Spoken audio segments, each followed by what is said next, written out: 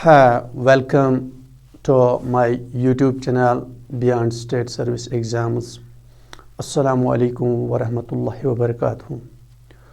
Today I am going to discuss part 2 of this series Indian polity. Last day we had discussed certain points with regard to it. Today we will move on. So friends, be connected with me. So we would finish this Indian polity. Our topic is sources of Indian Constitution. जो ये Indian Constitution है, I already told you that it's one of the lengthiest written constitution in the world. यानी सबसे जो बड़ी constitution लिखी गई है पूरी दुनिया में वो है हमारी इंडियन कॉन्स्टिट्यूशन. वही मैंने बोला था, इसको बनाने में कितना टाइम लगा कॉन्स्टिट्यूएंट असेंबली को? 2 years 11 months and 18 days. और इसको पूरे दुनिया में यानी दुनिया के कोने कोने में जहां पे भी अच्छे अच्छे कॉन्स्टिट्यूशन ऑलरेडी थे उनसे इनको बोरो किया गया. That is why Indian constitution is also called it is borrowed constitution. तो ये बोरोड है क्योंकि हमने बहुत सारी कॉन्स्टिट्यूशन से इसको जमा करके एक ऐसा कॉन्स्टिट्यूशन बनाया. That is what we called the lengthiest constitution of India. But it was not the borrowing ऐसे ही उठा के लाए, though it was choose and pick, or we say pick and choose. So today we are going to discuss from where what we have borrowed. So it is the Government of India Act 1935. जो government of India 19 act था already यहां पे इसी पे India चलता था. तो इसी एक्ट के वजह से इंडिया वाज रनिंग. तो जो भी ब्रिटिशर्स थे उन्होंने ये बहुत मेहनत से ये 1935 एक्ट बनाया था. तो ये वो यहां पे ये जो ब्रिटिशर्स का that was it was like the moral of this Indian constitution. तो इसी से बहुत सारे features, that is why it is we called the blueprint. Direct इसी का ब्लूप्रिंट उठाया और हमने इस कॉन्स्टिट्यूशन में डाला. इंडियन कॉन्स्टिट्यूशन जो 26 जनवरी 1950 में कंप्लीट हुई थी. तो क्या क्या थे उसमें? फेडरल स्कीम मींस सेंटर को भी पावर्स और स्टेट को भी पावर्स और आपस में बांटना पावर्स, उसे कहते हैं federalism.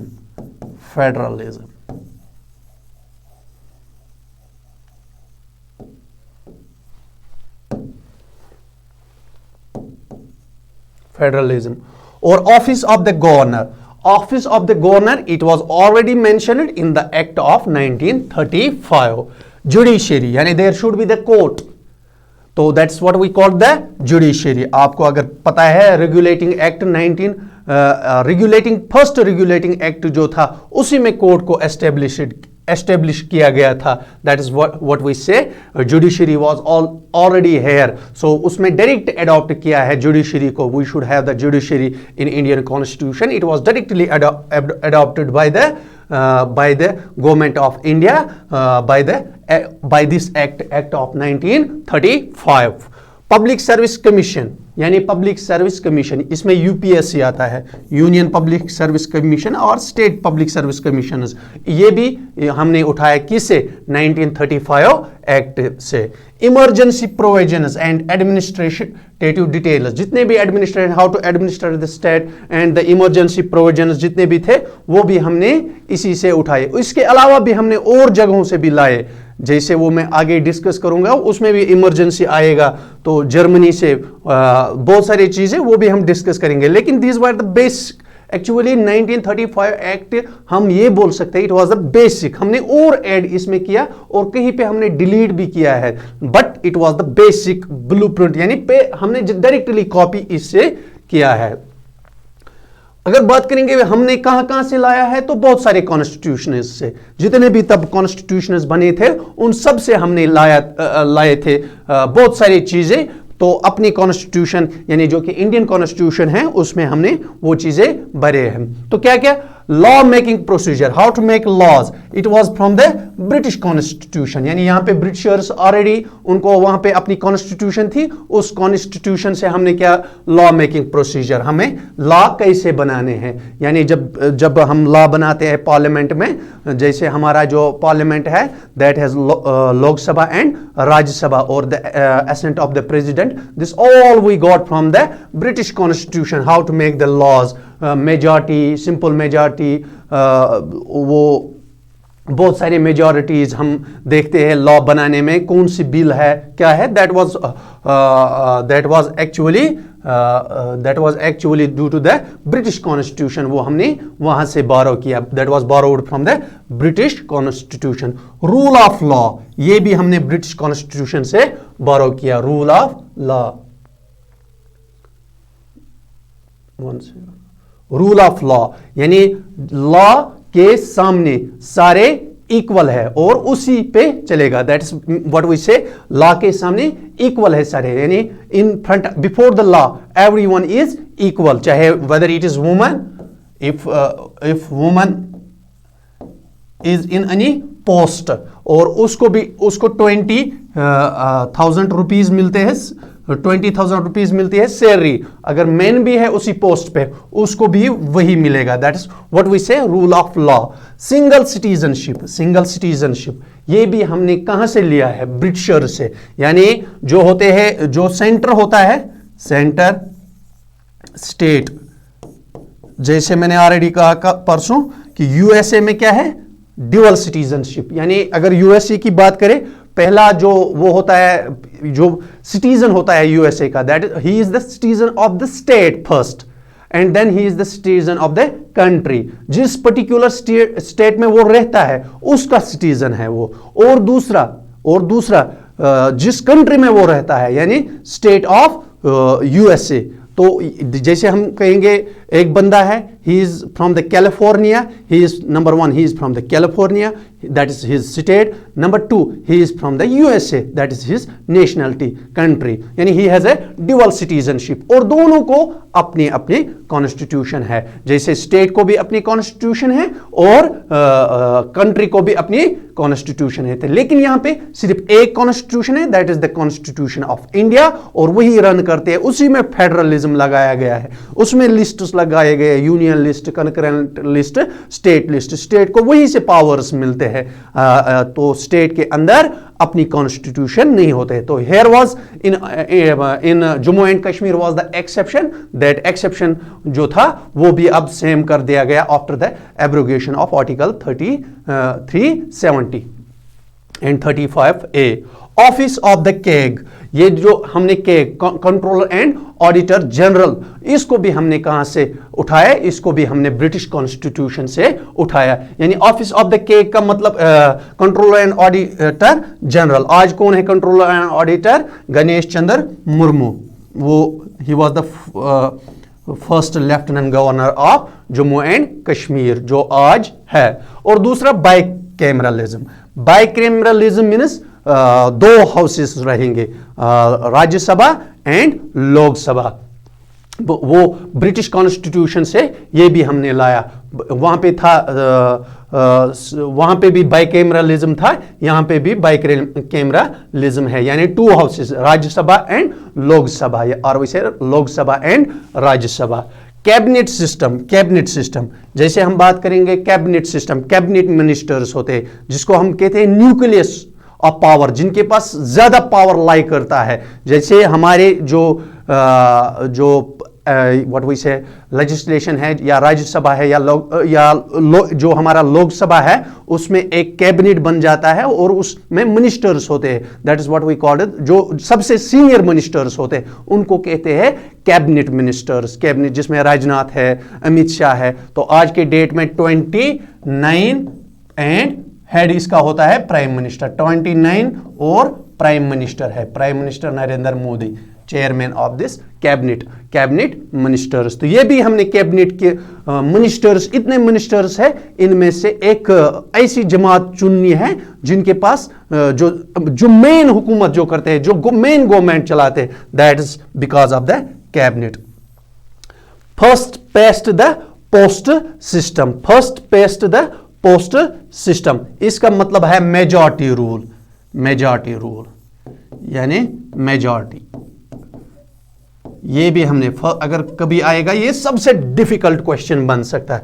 First paste the post system is borrowed from which constitution? It is borrowed from the British Constitution। यानी मेजॉरिटी, अगर कभी कभार ये आएगा, क्या इसका मतलब क्या है? इसका मतलब है मेजॉरिटी, यानी जिसको बहुमत मिलेगी किसमें? इलेक्शन में, that party will rule। That is what we say first past the post system। इसके बाद कॉन्स्टिट्यूशन ऑफ यूएसए, जिसकी बात मैंने ऑलरेडी की है, यूएसए की कॉन्स्टिट्यूशन, ये सबसे पुरानी कॉन्स्टिट्यूशन है, सबसे पुरानी constitution is constitution of USA.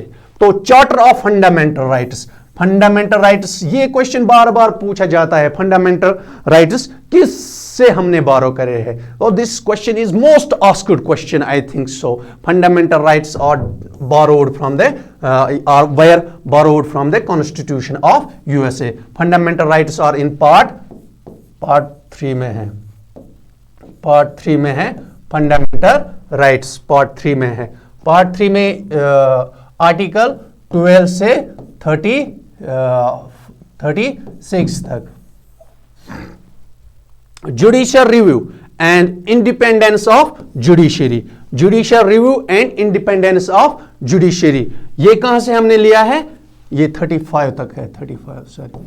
Judicial review and independence of judiciary, यानी जुडिशरी जो है that will work upon independently, that is what we say independence of judiciary. यानी जुडिशरी एग्जीक्यूशन, जो लेजिस्लेचर है, लॉ बनाने वाले या लॉ इंप्लीमेंट करने वाले, they will not interfere with the judicial, they will not interfere with the judiciary, they will not interfere with the judiciary, what we call the judicial। और judicial review, जो भी कानून बनता है, कोर्ट के पास powers है, कोर्ट के पास power, whether it is supreme court और हाई कोर्ट, कहीं पे सुप्रीम कोर्ट पे है, कहीं पे हाई कोर्ट पे है, तो they can check the balance of this what we say laws, whether these laws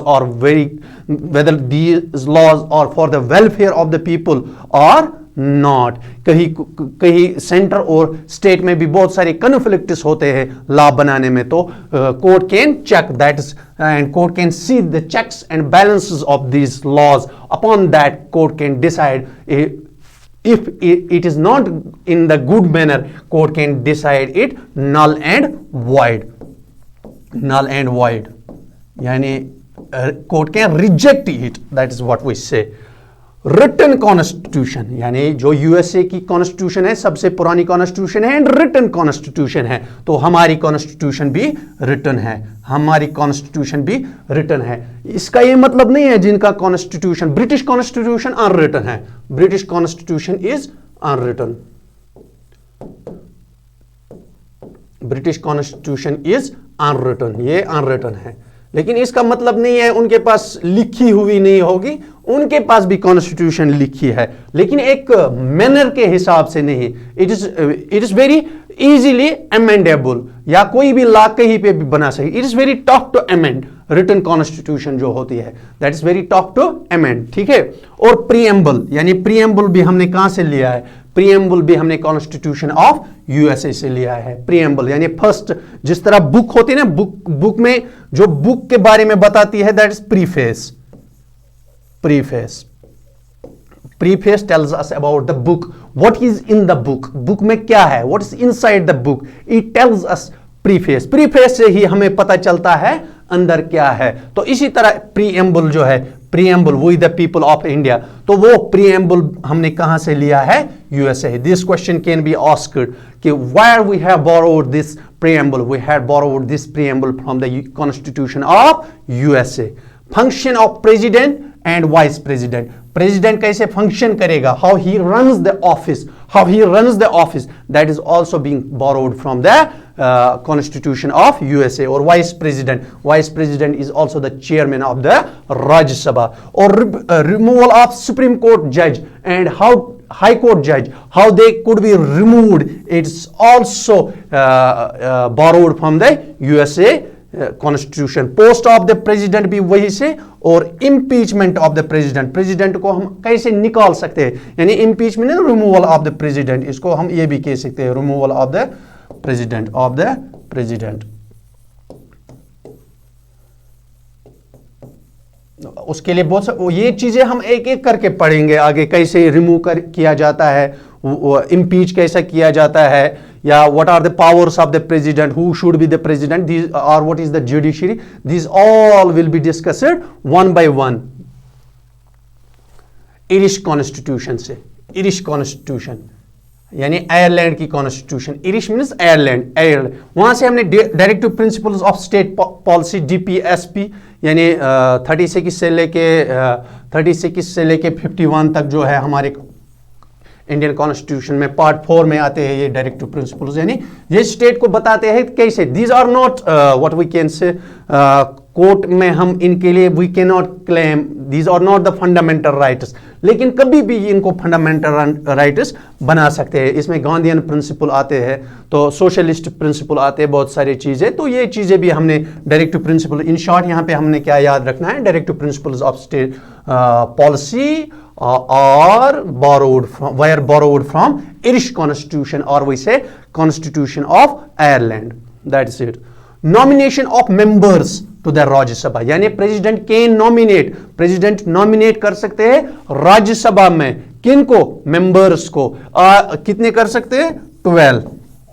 उसके लिए आर्टिकल्स वगैरह वो भी हम आगे पढ़ेंगे. मेथड ऑफ इलेक्शन, हम इलेक्शन, प्रेसिडेंट का इलेक्शन कैसे करेंगे, वो भी कहां से हमने लिया है, इरिश कॉन्स्टिट्यूशन से. इनको कॉपी में लिखिए और अच्छे से बनाइए. You don't need after that any book, anything, क्योंकि ये बहुत सारे, I have consulted more about 2 to 3 4 books and internet also. तो रशियन कॉन्स्टिट्यूशन से हमने क्या लिया है, फंडामेंटल ड्यूटीज और 5 ईयर प्लानिंग. जो 5 year planning now it is being replaced by NITI Aayog. आज के डेट में नीति आयोग है. Who is the head of the NITI Aayog, it is prime minister. Ideal of justice जो कि प्रीएम्बल में है, justice, social justice, economic justice and political justice. ये भी हमने कहां से लिया है, रशियन कॉन्स्टिट्यूशन से. रशियन फॉर्मर यूएसएसआर, वैसे यूएसएसआर, फॉर्मर यूएसएसआर, वहां से हमने लिया है. और एक है बहुत ही महत्वपूर्ण, कनेडियन कॉन्स्टिट्यूशन. यानी कनेडियन कॉन्स्टिट्यूशन क्या नहीं, कॉन्स्टिट्यूशन से हमने क्या लिया है, कनेडियन कॉन्स्टिट्यूशन से हमने लिया है quasi federal means strong centre. देखिए कैसे स्ट्रॉन्ग सेंटर है. Residual powers lies to the centre. Residual powers, idea of residual powers, यानी देखिए 3 लिस्ट्स होते हैं, स्टेट लिस्ट, यूनियन लिस्ट और कंकरेंट लिस्ट.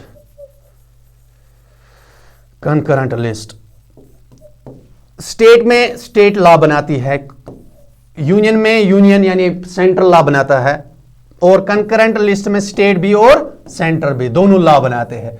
अगर दोनों में conflict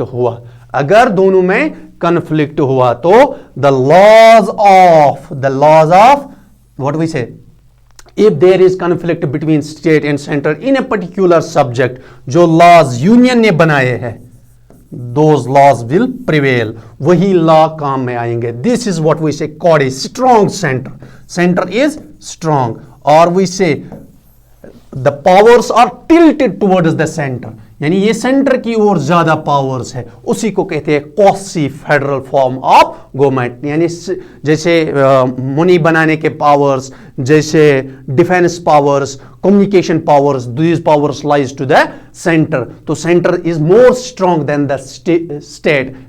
this is what we say quasi federal form of government, and this kind of government was already existing in the Canadian constitution और in the Canada. Ideal of residual powers. अगर ना state में होंगे, ना centre में होंगे और न कंकरेंट लिस्ट में होंगे, कोई ऐसा सब्जेक्ट है इन तीनों में मेंशन है, तो उसे कहते हैं रेजिडुअल। उस पे भी लॉ बनाना होगा, तो those we say residual powers which are not in either of the case, इनमें से किसी में नहीं है, तो those laws will apply, those laws will be what we say that would be in the residual powers, and residual powers lie to the center.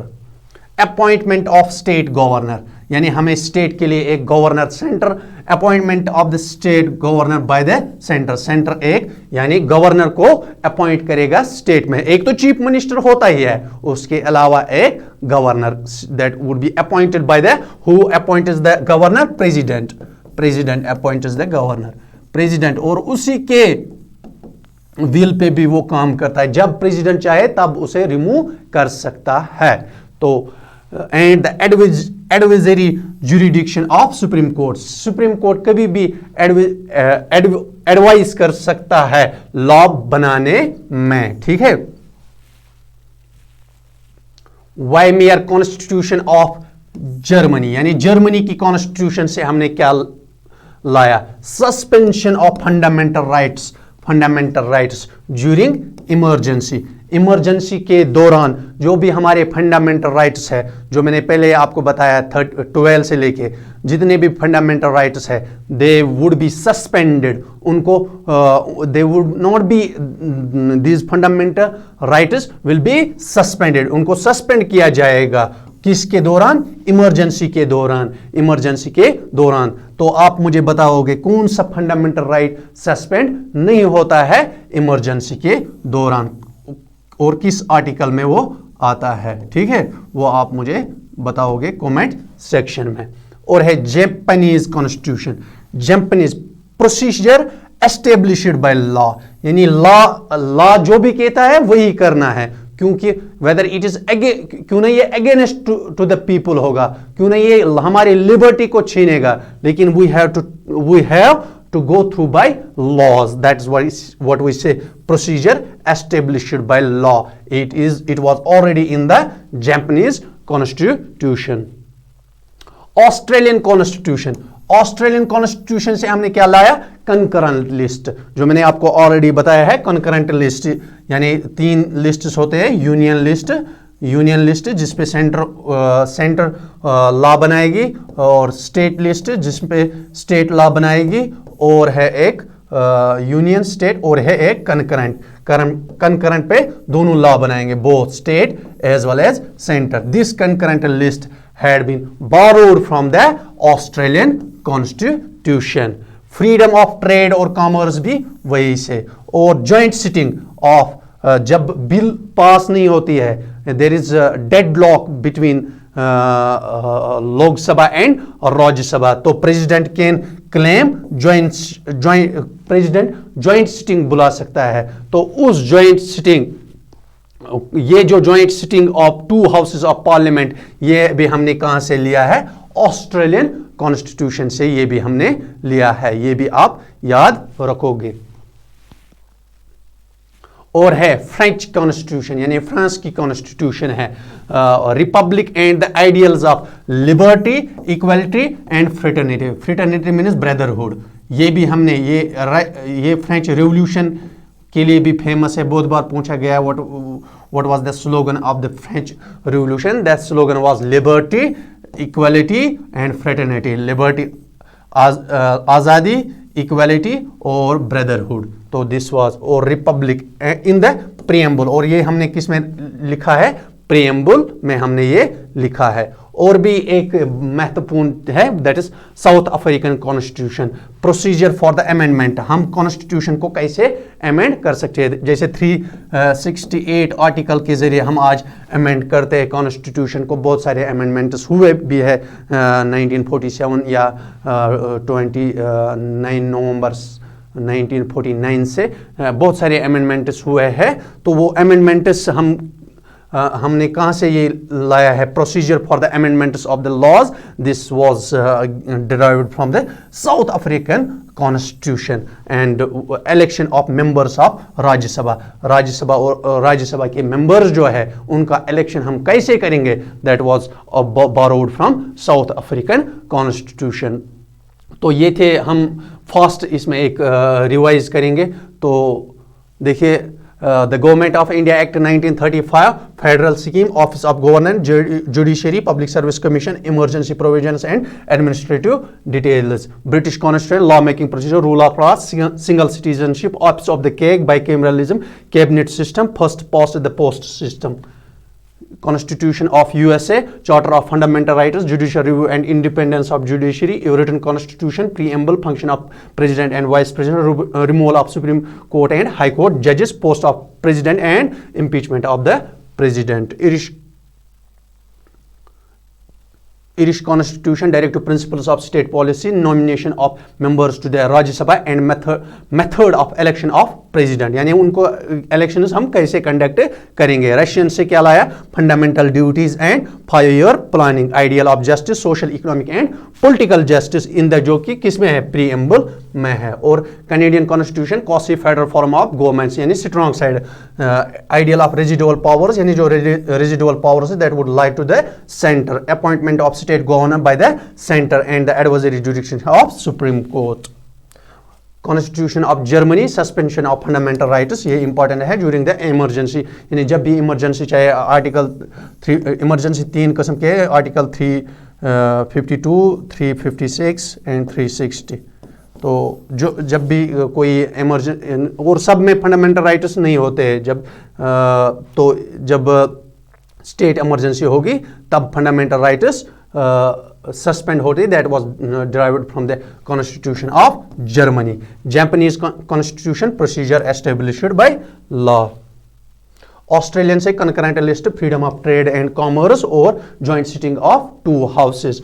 इसके बाद है French constitution, republic and the ideals of liberty, equality and fraternity in the preamble. South African constitution, procedure for the amendment of constitution and election of the members of Rajya Sabha.